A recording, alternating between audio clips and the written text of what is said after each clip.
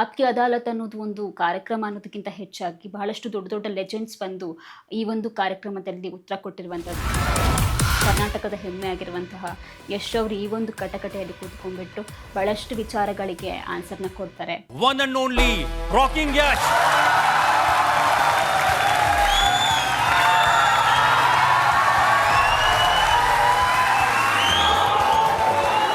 ಕೆಲವೊಂದಿಷ್ಟು ಕ್ವೆಶ್ಚನ್ಸ್ಗಳು ಯಾವ ರೀತಿ ಇತ್ತು ಅಂತ ಹೇಳಿದ್ರೆ ಅನ್ಕಂಫರ್ಟೇಬಲ್ ಆಫ್ ಕೋರ್ಸ್ ಮಾಡೇ ಮಾಡುತ್ತೆ. पैन इंडिया स्टार नहीं बन सका जैसा आप बने। और जब हीरो बन गए हैं तब क्या कहते हैं, लेकिन आपने सातों फिल्म वालों से कहा मुझे स्क्रिप्ट चाहिए. ಎಸ್ಪೆಷಲಿ ಟ್ರೋಲ್ಸ್ಗಳು ಬಹಳಷ್ಟು ಆಗ್ತಾ ಇತ್ತು. लिखा है कि तबाही गाना है या कॉन्डम का ऐड. ರಶ್ಮಿಕಾ ಮಂದಣ್ಣ ಅವರ ಒಂದು ಟಾಪಿಕ್ ಕೂಡ ಬರುತ್ತೆ. रश्मिका मंदाना ने किसी इंटरव्यू में कह दिया कि यश इज शो ऑफ. ಕಾಂಟ್ರವರ್ಸಿ ಮಾಡಕ್ಕಂತಾನೆ ಒಂದು ಕ್ವೆಶ್ಚನ್ಸ್ನ ಕೇಳ್ತಾರೆ ಅನ್ನೋ ಒಂದು ಉತ್ತರನ ಹೇಳಿರ್ತಾರೆ. But somebody's opinion will never be my personality. ಆತ್ಮೀಯ ಕನ್ನಡ ಪಿಕ್ಚರ್ ವೀಕ್ಷಕರಿಗೆ ನಮಸ್ಕಾರ, ನಾನು ಹರ್ಷಿತಾ. ನಿಮ್ಮೆಲ್ಲರಿಗೂ ಗೊತ್ತಿರೋ ಹಾಗೆ ಟಾಕ್ಸಿಕ್ ಸಿನಿಮಾದ ಸರಣಿ ಎಪಿಸೋಡ್ಗಳನ್ನ ನಾವು ಮಾಡ್ತಾ ಇದ್ದೀವಿ. ಸದ್ಯಕ್ಕೆ ಟಾಕ್ಸಿಕ್ ಅನ್ನೋ ಒಂದು ವಿಚಾರ ಬಂದಾಗ ಯಶ್ ಅವರ ಒಂದು ಶನಿವಾರದ ಒಂದು ಇಂಟರ್ವ್ಯೂ ಏನಿದೆ ಭಾಳಷ್ಟು ಚರ್ಚೆ ಆಗ್ತಾ ಇದೆ. ಯಶ್ ಅವರ ಆ ಒಂದು ಆಪ್ಗೆ ಅದಾಲತ್ ಇಂಟರ್ವ್ಯೂನ ಕಟಕಟೆಯಲ್ಲಿ ಕೂತ್ಕೊಂಡು ಕೆಲವೊಂದಿಷ್ಟು ವಿಚಾರಗಳಿಗೆ ಆನ್ಸರ್ ಮಾಡಿರುವ ರೀತಿಯ ಬಗ್ಗೆ ಕೂಡ ಭಾಳಷ್ಟು ಚರ್ಚೆ ಆಗ್ತಾ ಇದೆ.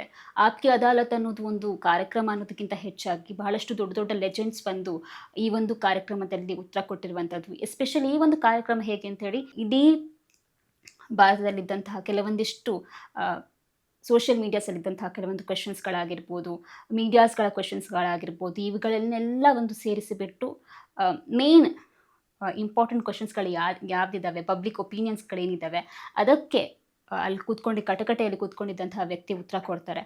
ಸೊ ಸದ್ಯಕ್ಕೆ ನಮ್ಮ ಕರ್ನಾಟಕದ ಹೆಮ್ಮೆ ಆಗಿರುವಂತಹ ಯಶ್ ಅವರು ಈ ಒಂದು ಕಟಕಟೆಯಲ್ಲಿ ಕೂತ್ಕೊಂಡ್ಬಿಟ್ಟು ಭಾಳಷ್ಟು ವಿಚಾರಗಳಿಗೆ ಆನ್ಸರ್ನ ಕೊಡ್ತಾರೆ. ಬಹಳೊಂದಿಷ್ಟು ರೂಮರ್ಸ್ಗಳಾಗಿರ್ಬೋದು, ಡೌಟ್ಸ್ಗಳಾಗಿರ್ಬೋದು, ಎಸ್ಪೆಷಲಿ ಅವರ ಈ ಒಂದು ಟಾಕ್ಸಿಕ್ ಸಿನಿಮಾದ ಬಗ್ಗೆ ಕೆಲವೊಂದಿಷ್ಟು ಒಪಿನಿಯನ್ಸ್ಗಳೇನಿತ್ತು, ಕ್ರಿಟಿಸಿಸಮ್ ಆಗಿರ್ಬೋದು, ನೆಗೆಟಿವ್ ಒಪಿನಿಯನ್ಸ್ಗಳಾಗಿರ್ಬೋದು, ಈ ಎಲ್ಲ ವಿಚಾರದ ಬಗ್ಗೆ ಆ ಒಂದು ಕಟಕಟೆಯಲ್ಲಿ ಕೂತ್ಕೊಂಡು ಮಾತಾಡ್ತಾರೆ. ಈ ಒಂದು ಎಪಿಸೋಡ್ ರಿಲೀಸ್ ಆದಮೇಲೆ ಬಹಳಷ್ಟು ಜನ ಮಾತಾಡ್ಕೊಂಡಿದ್ದು ಒಂದೇ ಏನು ಅಂತ ಹೇಳಿದ್ರೆ, ಯಶ್ ಅವರು ಅಲ್ಲಿ ಕೂತ್ಕೊಂಡು ಆ ಒಂದು ಚೇರಲ್ಲಿ ಕೂತ್ಕೊಂಡು ಅವರ ಆನ್ಸರ್ಸ್ಗಳಾಗಿರ್ಬೋದು ಎಷ್ಟು ಮೆಚೂರ್ಲಿ ಹ್ಯಾಂಡ್ ಮಾಡಿದ್ರು ಕೆಲವೊಂದು ಕ್ವೆಶನ್ಸ್ಗಳನ್ನ ಅಂತ. ಬಿಕಾಸ್ ಕೆಲವೊಂದಿಷ್ಟು ಕ್ವೆಶನ್ಸ್ಗಳು ಯಾವ ರೀತಿ ಇದ್ವು ಅಂತ ಹೇಳಿದ್ರೆ ಅನ್ಕಂಫರ್ಟೇಬಲ್ ಆಫ್ ಕೋರ್ಸ್ ಮಾಡೇ ಮಾಡುತ್ತೆ. ಆ ರೀತಿಯ ಕ್ವೆಶನ್ಸ್ಗಳು ಕೂಡ ಇದ್ವು. ಬಟ್ ಅದನ್ನು ಯಶ್ ಅವರು ಹ್ಯಾಂಡಲ್ ಮಾಡಿರುವ ರೀತಿಗೆ ಜನ ಇಂಪ್ರೆಸ್ ಆಗಿದ್ದಾರೆ. ಸೊ ಹಾಗಾದರೆ ಈ ಒಂದು ಕಟಕಟೆಯಲ್ಲಿ ಕೂತ್ಕೊಂಡ್ಬಿಟ್ಟು ಯಶ್ ಅವರು ಯಾವ ರೀತಿಯ ಕ್ವೆಶನ್ಸ್ಗಳಿಗೆ ಯಾವ ರೀತಿ ಆನ್ಸರ್ ಮಾಡಿದರು, ಎಸ್ಪೆಷಲಿ ಕೆಲವೊಂದಿಷ್ಟು ಮೇನ್ ಪಾಯಿಂಟ್ಸ್ಗಳಿದ್ವು, ಮೇನ್ ಕ್ವೆಶನ್ಸ್ಗಳಿದ್ವು ಜನಗಳಿಂದ ಯಶ್ ಅವರಿಗೆ. ಆ ಒಂದು ಕ್ವೆಶನ್ಸ್ಗಳಿಗೆ ಆನ್ಸರ್ ಮಾಡಿದ್ದಾರೆ. ಸೊ ಯಾವುದೆಲ್ಲ ಅಂತ ನಾವು ನೋಡ್ತಾ ಹೋಗೋಣ.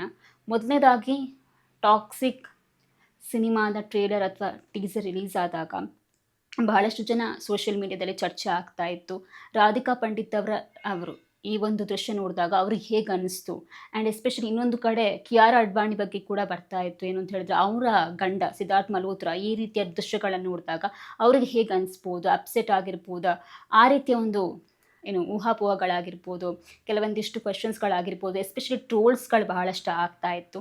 ಆ್ಯಂಕರ್ ಮುಂದಿಟ್ಟರು ಅಂದರೆ ರಾಧಿಕಾ ಪಂಡಿತ್ ಅವರು ಈ ರೀತಿಯ ಹಸಿಬಿಸಿ ದೃಶ್ಯಗಳನ್ನ ನೋಡಿದಾಗ ಅವರಿಗೆ ಅಪ್ಸೆಟ್ ಆಯಿತಾ ಅನ್ನೋ ಒಂದು ಕ್ವೆಶನ್ಸ್ನ ಕೇಳ್ತಾರೆ.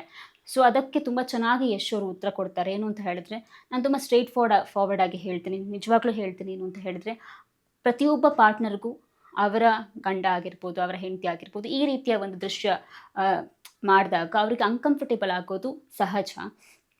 ಆದರೆ ನಾನು ರಾಧಿಕಾ ಪಂಡಿತ್ ಬಗ್ಗೆ ಅವಳು ಅಪ್ಸೆಟ್ ಆಗಿದ್ದಾರೆ ಅಂತಲೇ ಹೇಳಲ್ಲ, ಅಪ್ಸೆಟ್ ಆಗಿಲ್ಲ, ಹಾಗಂತ ಹೇಳಿಬಿಟ್ಟು ಖುಷಿನೂ ಪಟ್ಟಿಲ್ಲ ಅವರು ಅಂತಲೂ ಅವ್ರು ಹೇಳ್ತಾರೆ.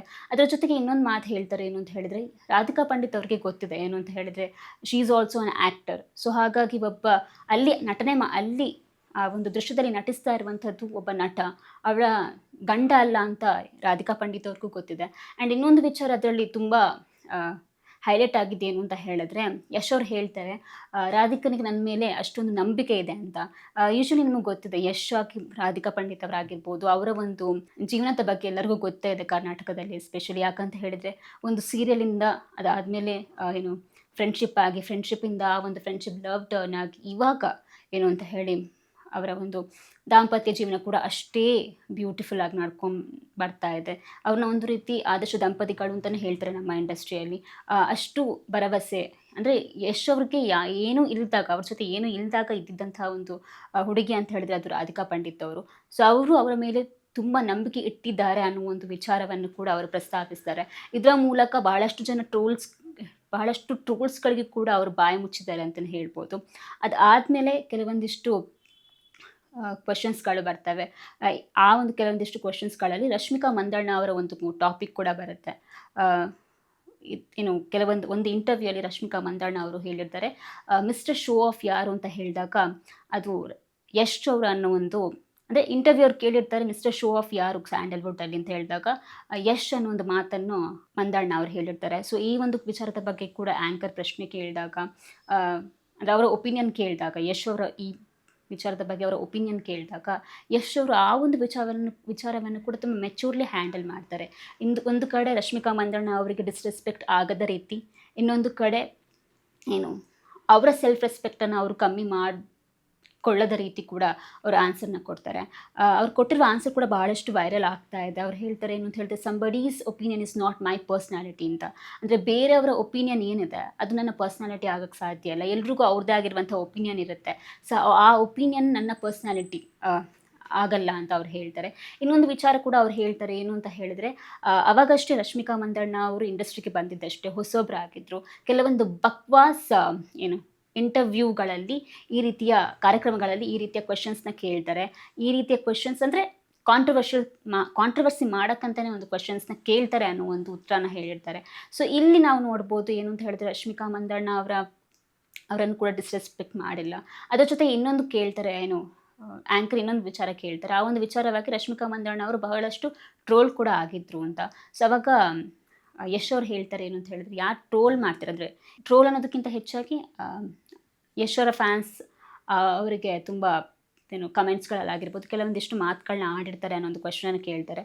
ಸೊ ಅದಕ್ಕೆ ಯಶ್ ಅವರು ತುಂಬ ಮೆಚೂರಾಗಿ ಹ್ಯಾಂಡಲ್ ಮಾಡ್ತಾರೆ. ಏನು ಅಂತ ಹೇಳಿದ್ರೆ, ಯಾರು ಈ ರೀತಿಯ ನೆಗೆಟಿವ್ ಕಮೆಂಟ್ಸ್ಗಳಾಗಿರ್ಬೋದು ಟ್ರೋಲ್ಗಳು ಮಾಡ್ತಾರೋ ಈ ರೀತಿಯ ವಿಚಾರವಾಗಿ ಅವ್ರು ನನ್ನ ಫ್ಯಾನ್ಸ್ ಅಲ್ಲ ಅಂತ ಹೇಳ್ತಾರೆ. ಆ್ಯಂಡ್ ನನಗೊಂದು ವಿಚಾರ ಯಶ್ ಅವ್ರದ್ದು ಇಷ್ಟ ಆಗೋದು ಏನು ಅಂತ ಹೇಳಿದ್ರೆ, ತಪ್ಪನ್ನು ತಪ್ಪು ಅಂತಲೇ ಹೇಳ್ತಾರೆ, ಸರಿಯನ್ನು ಸರಿ ಅಂತಲೇ ಹೇಳ್ತಾರೆ. ಅಂದರೆ ಅವರ ಆಲೋಚನೆಗೆ ಬಂದಿರೋದನ್ನು ಅವ್ರು ಹೇಳ್ತಾರೆ. ಅದು ಫ್ಯಾನ್ಸ್ ಆಗಿರಲಿ ಅಥವಾ ಕೋ ಸ್ಟಾರ್ಸ್ ಆಗಿರಲಿ, ಯಾರೇ ಒಬ್ಬರು ಆಗಿರಲಿ, ತಪ್ಪಿದ್ದಾಗ ತಪ್ಪು ಅಂತಲೇ ಹೇಳ್ತಾರೆ. ಸೊ ಅವ್ರು ಇಲ್ಲೂ ಕೂಡ ಹೇಳ್ತಾರೆ ಏನು ಅಂತ ಹೇಳಿದ್ರೆ, ಈ ರೀತಿಯ ಯಾರು ಕಮೆಂಟ್ಸ್ಗಳನ್ನ ಮಾಡ್ತಾರೆ ಅವರು ನನ್ನ ಫ್ಯಾನ್ಸ್ ಅಲ್ಲ ಅಂತಲೇ ಅವರು ಡೈರೆಕ್ಟಾಗಿ ಹೇಳ್ತಾರೆ.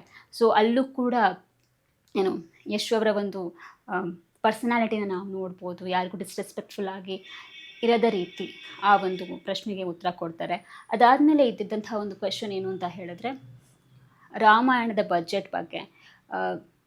ಎಲ್ಲರೂ ರಾಮಾಯಣದ ಬಜೆಟ್ 4,000 ಕೋಟಿ ಅಂತ ಹೇಳ್ತಾ ಇದ್ರು. ಈ ಒಂದು ವಿಚಾರದ ಬಗ್ಗೆ ಕ್ವೆಶನ್ ಕೇಳಿದಾಗ ಯಶ್ ಅವರು ಉತ್ತರ ಹೇಳ್ತಾರೆ ಏನು ಅಂತ ಹೇಳಿದರೆ, ರಾಮಾಯಣ ಫಸ್ಟ್ ಪಾರ್ಟ್ ಮತ್ತು ರಾಮಾಯಣ ಸೆಕೆಂಡ್ ಪಾರ್ಟ್ ಎರಡನ್ನು ಸೇರಿಸಿ, ಅದರ ಜೊತೆಗೆ ಅದರ ಪ್ರಮೋಷನ್ನ ಸೇರಿಸಿ, ಎಸ್ಪೆಷಲಿ ಹಾಲಿವುಡ್ ರೇಂಜಿಗೆ ಪ್ರಮೋಷನ್ನ ಮಾಡ್ತಿರೋ ಕಾರಣದಿಂದ 4,000 ಕೋಟಿ ಆ ಒಂದು ವಿಚಾರಗಳಿಗೆ ಟೋಟಲ್ ಆಗಿ ಅಷ್ಟು ಬಜೆಟ್ ಆಗುತ್ತೆ ಅಂತ ಅನ್ನೋದನ್ನು ಅವ್ರು ಹೇಳ್ತಾರೆ. ಅದರ ಜೊತೆಗೆ ಇನ್ನೊಂದು ಹೇಳ್ತಾರೆ ಏನು ಅಂತ ಹೇಳಿದರೆ, ಆ್ಯಂಕರ್ ಕೇಳ್ತಾರೆ ಏನು ಅಂತ ಹೇಳಿದರೆ, ಇದರಲ್ಲಿ ನೀವು ಕೂಡ ಕೋ ಪ್ರೊಡ್ಯೂಸ್ ಮಾಡಿರೋದ್ರಿಂದ ನೀವೇ ರಾಮನ ಪಾತ್ರ ತಗೊಳ್ಬೋದಿತ್ತಲ್ಲ ಅಂತ, ಯಾಕೆ ರಾವಣನ ಚೂಸ್ ಮಾಡಿದ್ರಿ ಅಂತ. ಸೊ ಅವಾಗಲೂ ಅವ್ರು ಒಂದು ಮಾತು ಹೇಳ್ತಾರೆ ಏನು ಅಂತ ಹೇಳಿದ್ರೆ, ರಾಮನ ಒಳ್ಳೆತನವನ್ನು ತೋರಿಸ್ಲಿಕ್ಕೆ ರಾವಣನ ಕೆಟ್ಟತನವನ್ನು ತೋರಿಸಲೇಬೇಕು ಅಂತ. ಯಾಕಂತ ಹೇಳಿದ್ರೆ ಈ ರಾಮನ ಒಂದು ಒಳ್ಳೆತನ ನಾವು ನೋಡಬೇಕಂತ ಹೇಳಿದರೆ ರಾವಣನ ಕೆಟ್ಟತನವನ್ನು ಕೂಡ ನೋಡಬೇಕು. ಅದೇ ರೀತಿ ಅವ್ರು ಇನ್ನೊಂದು ವಿಚಾರ ಹೇಳ್ತಾರೆ ಏನು ಅಂತ ಹೇಳಿದರೆ, ಅವ್ರನ್ನ ಬಿಟ್ಟು ಈ ಒಂದು ಪಾತ್ರನ ಬೇರೆ ಯಾರು ಕೂಡ ಅಷ್ಟು ಉತ್ತಮವಾಗಿ ನಿಭಾಯಿಸಬಲ್ಲರು ಅನ್ನೋ ಒಂದು ವಿಚಾರ ಕೂಡ ಅವರು ಶೇರ್ ಮಾಡ್ಕೊಳ್ತಾರೆ. ಇದರ ಜೊತೆಗೆ ಇನ್ನೊಂದು ಕ್ವೆಶನ್ಸ್ ಏನು ಅಂತ ಹೇಳಿದ್ರೆ, ಇದೇ ರೀತಿ ಕೆಲವೊಂದಿಷ್ಟು ಕ್ವೆಶನ್ಸ್ನ ಆ್ಯಂಕರ್ ಕೇಳ್ತಾ ಇದ್ರೆ, ಕೆಲವೊಂದಿಷ್ಟು ಕ್ವೆಶನ್ಸ್ನ ಆಡಿಯನ್ಸಲ್ಲಿದ್ದಂಥ ಫ್ಯಾನ್ಸ್ಗಳು ಕೇಳ್ತಾ ಇದ್ರು. ಸೊ ಅದರಲ್ಲಿ ಒಂದು ಹುಡುಗಿ ಇದ್ದರು, ಅವ್ರು ಹೇಳ್ತಾರೆ ಏನು ಅಂತ ಹೇಳಿದ್ರೆ, ಕ್ವೆಶನ್ನ ಕೇಳೋಕ್ಕೆ ಶುರು ಮಾಡ್ತಾರೆ. ಅವಾಗ ಅವ್ರ ಹೆಸರನ್ನ ಹೇಳ್ತಾರೆ.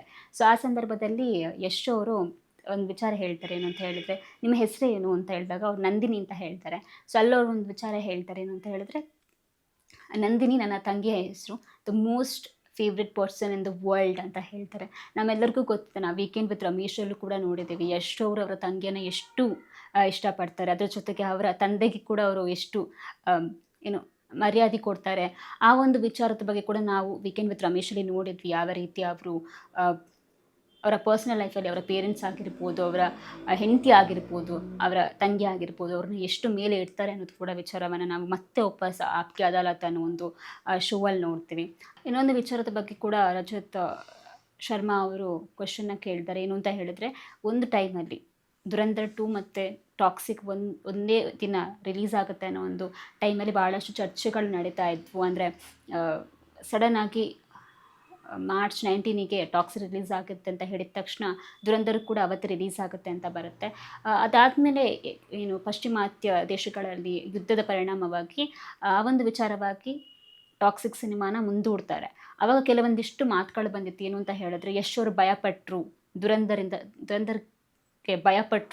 ದುರಂಧರ್ಗೆ ಭಯಪಟ್ಟರು ಅನ್ನೋ ಒಂದು ವಿಚಾರಗಳ ಭಾಳಷ್ಟು ಚರ್ಚೆ ಆಗ್ತಿತ್ತು. ಎಸ್ಪೆಷಲಿ ಅಂದರೆ ಚರ್ಚೆ ಆಗೋದು ಬಹಳಷ್ಟು ಡಿಫ್ರೆಂಟ್, ಬಟ್ ಯಶ್ ಅವರು ಭಯಪಟ್ಟರು ಅನ್ನೋ ಒಂದು ವಿಚಾರವನ್ನು ಬಹಳಷ್ಟು ಕಡೆ ನಾವು ನೋಡಿದ್ವಿ, ಕಾಮೆಂಟ್ಸ್ಗಳಲ್ಲಾಗಿರ್ಬೋದು, ಸೋಷಿಯಲ್ ಮೀಡಿಯಾಸ್ಗಳಲ್ಲಿ.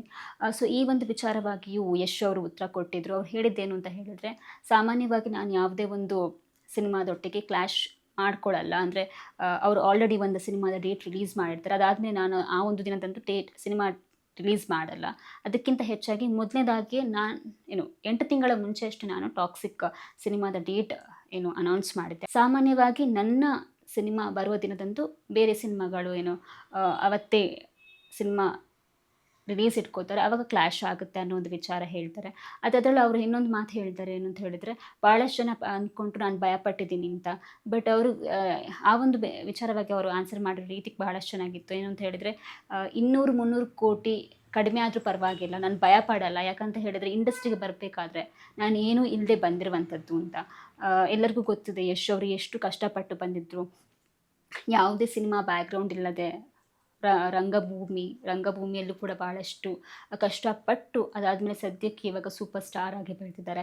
ಸೊ ಅವ್ರು ಒಂದು ಮಾತು ಹೇಳ್ತಾರೆ, ನಾನು ಯಾವುದಕ್ಕೂ ಭಯಪಡಲ್ಲ ಅಂತ. ಅದು ಆ್ಯಕ್ಚುಲಿ ಯಶ್ ಅವರ ಒಂದು ರಿಯಲ್ ಆ್ಯಟಿಟ್ಯೂಡೇ ಅಷ್ಟೇ. ಯಾವಾಗಲೂ ನಾವು ಅವ್ರ ಮುಂಚೆಯಿಂದಲೂ ನಾವು ನೋಡ್ಕೊಂಡು ಬಂದಿರೋ ರೀತಿ ಕೂಡ ಅಷ್ಟೇ. ಸ್ಯಾಂಡಲ್ವುಡ್ಡಲ್ಲಿ ಅವರ ಸಿನಿಮಾಸ್ಗಳು ಬರ್ತಿರ್ಬೇಕಾದ್ರೂ ಕೂಡ ಅಷ್ಟೇ ಅವ್ರು ಹೇಳ್ತಿದ್ದು ಅಂದರೆ, ನಾನು ಯಾವುದಕ್ಕೂ ಭಯಪಡಲ್ಲ ಅಂತ. ಸೊ ಕೆಲವೊಂದಿಷ್ಟು ವಿಚಾರಗಳ ಬಗ್ಗೆ ಯಶ್ ಅವರು ಮಾತಾಡ್ತಾರೆ. ಅದ್ರ ಜೊತೆಗೆ ಇನ್ನೊಂದು ಹೇಳ್ತಾರೆ. ಏನು ಅಂತ ಹೇಳಿದ್ರೆ, ಟಾಕ್ಸಿಕ್ ಬಗ್ಗೆ ಅವರು ಕೆಲವೊಂದಿಷ್ಟು ಮಾತುಗಳನ್ನ ಹೇಳ್ತಾರೆ. ಈ ಒಂದು ಸಿನಿಮಾ ಏನಿದೆ ಪರ್ಟಿಕ್ಯುಲರ್ ಆಗಿ ಯಂಗ್ಸ್ಟರ್ಸ್ಗಳಿಗೋಸ್ಕರ ಅಂತ. ಯಾಕಂತ ಹೇಳಿದ್ರೆ, ವರ್ಲ್ಡ್ ಬಿಲಾಂಗ್ಸ್ ಟು ಯಂಗ್ಸ್ಟರ್ಸ್, ಅವರು ಜೀವಿಸ್ತಾ ಇರುವಂಥದ್ದು. ಸೊ ಹಾಗಾಗಿ ಈ ಒಂದು ಸಿನಿಮಾ ಯಂಗ್ಸ್ಟರ್ಸ್ಗಳಿಗೋಸ್ಕರ. ಅದ್ರ ಜೊತೆಗೆ ಮಕ್ಕಳಿಗೆ ಈ ಒಂದು ಸಿನಿಮಾ ಅಲ್ಲ ಅಂತಲೂ ಅವ್ರು ಹೇಳ್ತಾರೆ. ಮಕ್ಕಳಿಗೆ ಮತ್ತು ಮಕ್ಕಳ ಮನಸ್ಸಿನವರಿಗೆ ಈ ಒಂದು ಸಿನಿಮಾ ಅಲ್ಲ ಅನ್ನೋ ಒಂದು ವಿಚಾರವನ್ನು ಹೇಳ್ತಾರೆ. ಬಹಳಷ್ಟು ವಿಚಾರಗಳಿಗೆ ಯಶ್ ಅವರು ಈ ಒಂದು ಇಂಟರ್ವ್ಯೂವಲ್ಲಿ ಆನ್ಸರ್ನ ಕೊಡ್ತಾರೆ. ಕೆಲವೊಂದಿಷ್ಟು ಕ್ರಿಟಿಸಿಸಮ್ಗಳಾಗಿರ್ಬೋದು, ಕೆಲವೊಂದಿಷ್ಟು ಫ್ಯಾನ್ಸ್ಗಳ ಕುತೂಹಲಕಾರಿ ಕ್ವಶನ್ಸ್ಗಳಾಗಿರ್ಬೋದು, ಒಂದು ರೀತಿ ಇಡೀ ಭಾರತಕ್ಕೆ ಅವರು ಎಲ್ಲರನ್ನ ಸೇರಿಸಿ ಒಂದು ಸಂದರ್ಶನ ಕೊಟ್ಟಿದ್ದಾರೆ. ಅವರ ಮೆಚಾರಿಟಿ ಆಗಿರ್ಬೋದು, ಆಗಲೇ ಹೇಳಿದವರ ಹ್ಯಾಂಡಲ್ ಮಾಡೋ ರೀತಿ ಆಗಿರಬಹುದು, ಎಲ್ಲ ಕೂಡ ಭಾಳಷ್ಟು ಚರ್ಚೆ ಆಗ್ತಾ ಇದೆ. ಆ್ಯಂಡ್ ಇದೆಲ್ಲದಕ್ಕಿಂತ ಹೆಚ್ಚಾಗಿ ಎಲ್ಲರೂ ಕೂಡ 26ಕ್ಕೆ ವೆಯ್ಟ್ ಮಾಡ್ತಾ ಇದ್ದಾರೆ, ಸಿನಿಮಾ ಯಾವ ರೀತಿ ಬಂದಿರಬಹುದು ಅಂತ. ಎಸ್ಪೆಷಲಿ ಯಶ್ ಅವರು ಇಷ್ಟೆಲ್ಲ ಹೇಳಿ ಆದಮೇಲೆ ಸಿನಿಮಾದ ಬಗ್ಗೆ ಇನ್ನಷ್ಟು ಕುತೂಹಲ ಹೆಚ್ಚಾಗಿದೆ. ಯಾಕಂತ ಹೇಳಿದರೆ, ಯಶ್ ಅವರು ನಾವೇನು ಅಂದ್ಕೊಂಡಿರ್ತೀವಿ ಅದನ್ನಂತೂ ಗ್ಯಾರಂಟಿ ಮಾಡಿರಲ್ಲ. ಯಾಕಂತ ಹೇಳಿದರೆ, ಅವರ ಅಂದರೆ ಯೋಚನೆ ಮಾಡೋ ರೀತಿಯೇ ಬೇರೆ, ಮಾನ್ಸ್ಟರ್ ಮೈಂಡ್ ಅಂತಲೇ ಹೇಳ್ಬೋದು. ಸೊ ಇದಾಗಿತ್ತು ಈ ಹೊತ್ತಿನ ವಿಶೇಷ. ಇನ್ನೂ ಹೆಚ್ಚಿನ ಮಾಹಿತಿಗಾಗಿ ನೋಡ್ತಾ ಇರಿ ಕನ್ನಡ ಪಿಕ್ಚರ್.